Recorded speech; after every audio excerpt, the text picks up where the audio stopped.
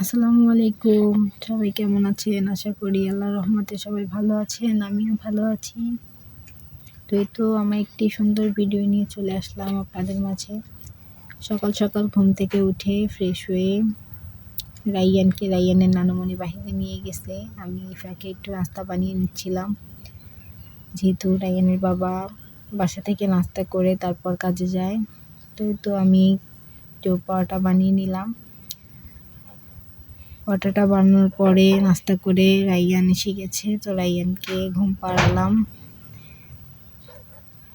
রাইয়ান ঘুমিয়ে থাকতে থাকতে আমি আমার ঘরের কাজগুলো সেরে নেব।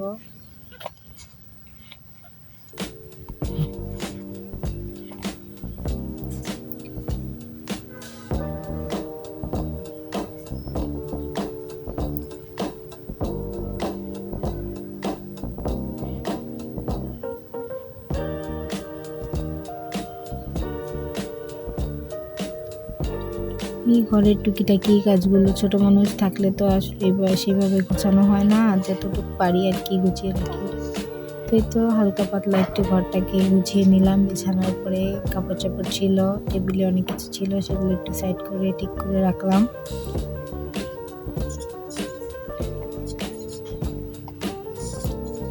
রাইয়ান ঘুমাচ্ছে।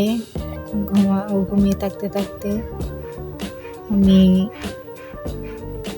যা পারি একটু করে নেই। আসলে ছোট বাচ্চা তো, এখন তো ওকে রেখে জাগনা থাকলে সেভাবে কাজ করা হয় না। তো ঘুমিয়ে থাকতে থাকতে মা বললো একটু মুড়ি মাখাতে, তো ওইটাই একটু মুড়ি মাখালাম। এটা হচ্ছে আমার আম্মুর হাতে স্পেশাল আচার, তো আমি এটা দিয়ে সবসময় মাখাই মুড়িটা।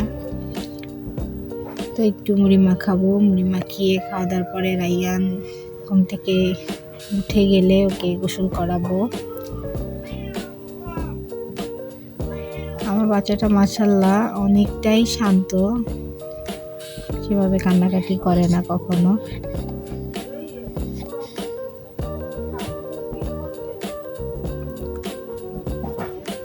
আমি যেভাবে মুড়ি মাখাই সবাই এভাবে ট্রাই করবেন বাসায়। সবাই হয়তো এভাবেই মাখান, আচারে তেল দিলে একটু বেশি মজা লাগে।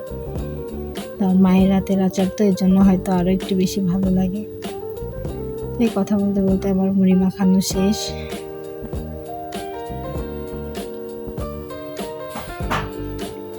আসলে সকালে সেভাবে নাস্তা করা হয়নি, একটা পরোটা খেয়ে তারপরে কাজ করছিলাম। তো মুড়ি মাখিয়ে খাওয়ার পরে এখন রাইয়ান উঠে গেছে, তো আমি রাইয়ানকে তেল দিয়ে কিছুক্ষণ এভাবে রাখি। তারপর রাইয়ানকে গোসল করানোর পরে এখন রেডি করে দিচ্ছি। ও এখন ঘুমিয়ে যাবে আবার। ও ঘুম থেকে ওঠার পরে কেন গোসল করিয়ে দিলেও আবার ঘুমের জন্য কান্নাকাটি করে। গোসলের পর একদমই জেগে থাকে না, ঘুমিয়ে যায়। তো গোসল করাচ্ছি, এখন কান্নাকাটি করতেছিল, একটু ঘুমানোর জন্য। আমার ভিডিওটা ভালো লাগলে সবাই একটা লাইক দিয়ে দিবেন।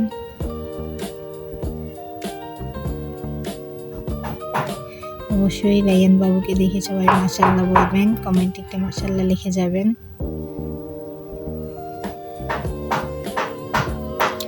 তো রাইয়ান ঘুমিয়ে গেল, এখন আমি আমার বাকি কাজগুলো করবো। সবাই ভালো থাকবেন, সুস্থ থাকবেন। আজকের মতো এই পর্যন্তই। আল্লাহ হাফেজ।